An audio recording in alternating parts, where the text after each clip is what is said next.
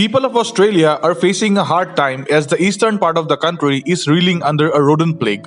Millions of mice have threatened vast tracts of land in Australia's New South Wales that the state government describes as unprecedented. Millions of rodents have infested the agricultural plains across the state in a bizarre manner, making it the worst outbreak of plague in decades. The rodents have found their way into people's houses, water tanks, hospitals, schools, as well as supermarkets that have forced the market authorities to put their food in sealed containers.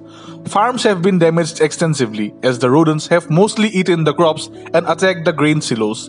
One family became homeless after their house burned to the ground due to rodents chewing the electrical wires. The issue was mainly in New South Wales but extends into Queensland and Victoria with other hotspots.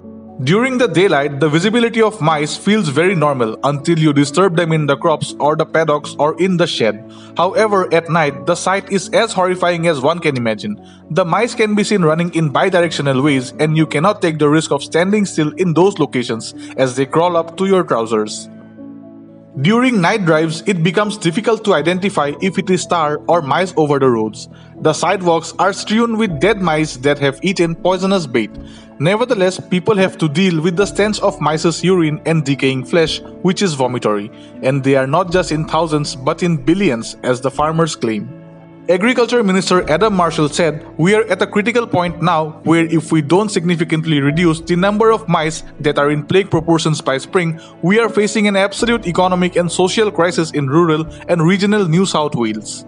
NSW Farmers, the state's top agricultural association, predicts the plague will wipe more than $1 billion Australian dollars from the value of the winter crop. The government of New South Wales in Australia has extended a support package of $50 million to farmers to deal with the devastating mouse plague. The state government has ordered 5,000 liters of the banned poison bromeliolone from India, which is the strongest mouse poison on the face of Earth. However, it is feared that the poison will kill not only mice but also animals that feed on them.